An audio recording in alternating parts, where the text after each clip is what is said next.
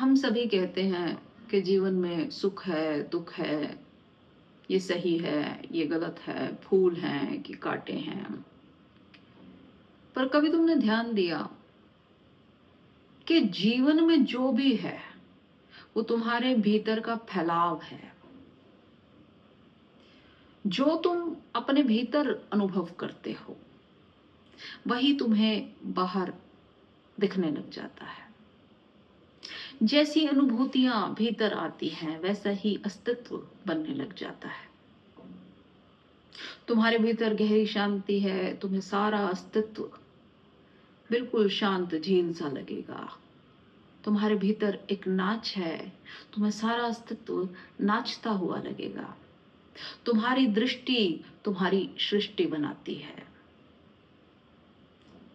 पर हम उल्टा सोचते हैं कि बाहर ये है तो इसकी वजह से मुझे ऐसा अनुभव हो रहा है। नहीं, इसका उल्टा है।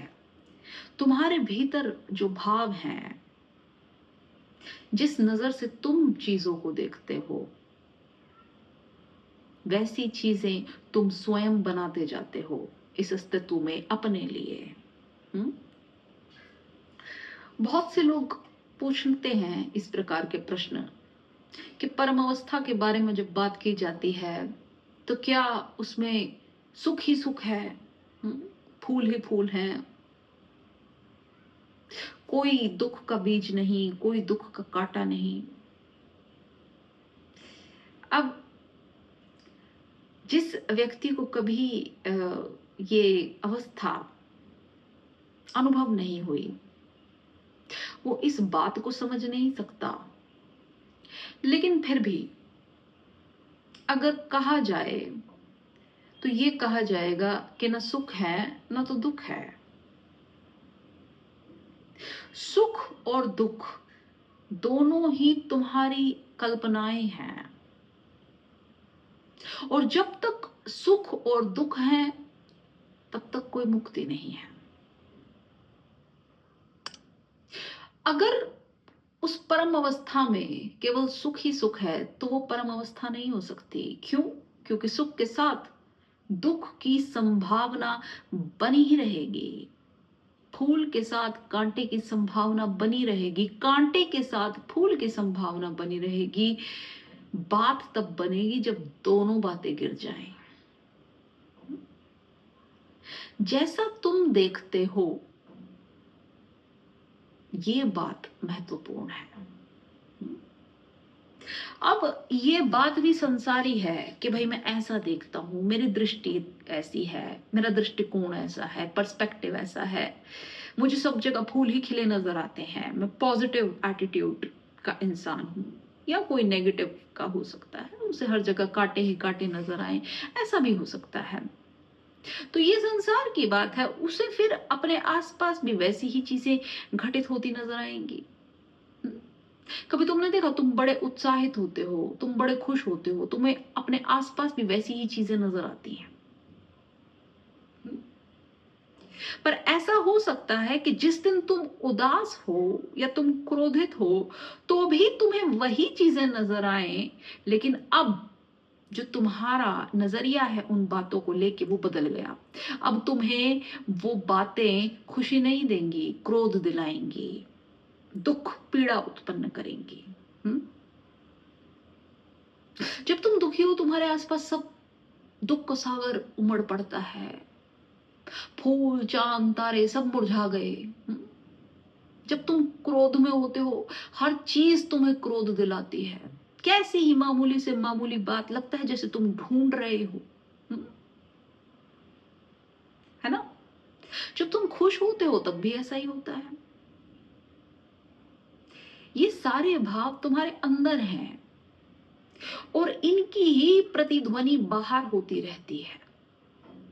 ठीक, ये तो हुई इस पूरे संसार की बात। तो अब उस परम अवस्था में ऐसा क्या घटित होता है, उस मुक्ति में, उस मोक्ष में ऐसा क्या घटित होता है जब ये दोनों ही दृष्टि गिर जाती हैं? न सुख की दृष्टि बचती है न दुख की दृष्टि बचती है। तब जाके तुम वो देखते हो जो असलियत में है। अभी तो तुम अपने लेंस से चीजों को देख रहे हो। तुम्हारी आंख पे सुख का लेंस है तो तुम सुखी हो जाते हो, दुख का लेंस है तो तुम दुखी हो जाते हो। लेकिन जब ये दोनों ही लेंस गिर जाते हैं, तब तुम्हें वस्तुतः वो नजर आता है जैसा है।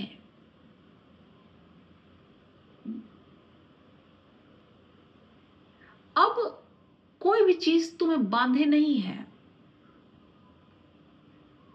कोई झुकाव नहीं है किसी बात के ऊपर तुम्हारा। तुम्हारे लिए दोनों ही बात एक समान है। एक समान भी कहना गलत होगा, दोनों बातें हैं ही नहीं। बस एक चल रही है एक भाव में जिंदगी, बस उसमें घटनाएं घटती जा रही हैं, एक एक एक अनुभव जुड़ता जा रहा है बस। जब तुम्हारे जीवन में ऐसी घटना घटे कि जब ना ये बचे ना वो बचे, कोई प्रकार के द्वंद्व बचे ही ना, तब जाके मुक्ति घटित होती है। ये अवस्था है उस आनंद की। देखो, 3 प्रकार के दृष्टिकोण हो सकते हैं। एक जिसमें तो व्यक्ति दुखी है, जो हम सभी हैं, अपने जीवन से, घटनाओं से, एक्सपीरियंसेस से सब दुखी हैं, तो उसके आसपास जो अस्तित्व का जाल है उसे वो भी दुखी ही नजर आएगा, दुखपूर्ण नजर आएगा। फिर एक व्यक्ति जो सुखी है, उसे अपने अस्तित्व के आसपास जो जाल नजर आएगा वो सुख का नजर आएगा। लेकिन इन दोनों केसेस में ऑपोजिट की संभावना बनी रहेगी हमेशा।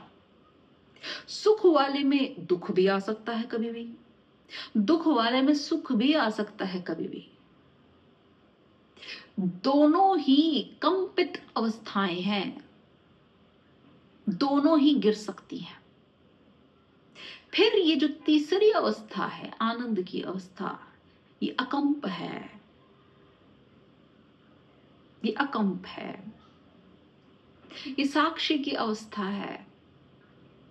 इसमें ना तो सुख का महत्व है ना दुख का महत्व है, ये दोनों गिर गए,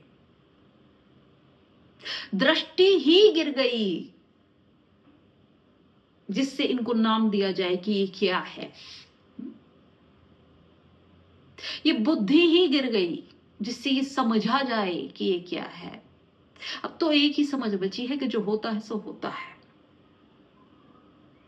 बस एक परम स्वीकृति, टोटल एक्सेप्टेंस, बिना किसी लाग लपेट के, बिना किसी लड़ाई झगड़े के। जब तुम इस अवस्था में आओगे, तुम्हारे जीवन में एक कमाल का चमत्कार घटित होगा कि तुम्हें अब ना तो कोई सुखी कर सकता है, ना कोई तुम्हें दुखी कर सकता है, कोई कुछ तुम्हारा कर नहीं सकता। और ये जो अवस्था है, ये परम स्वतंत्रता है, ये परम मुक्ति है।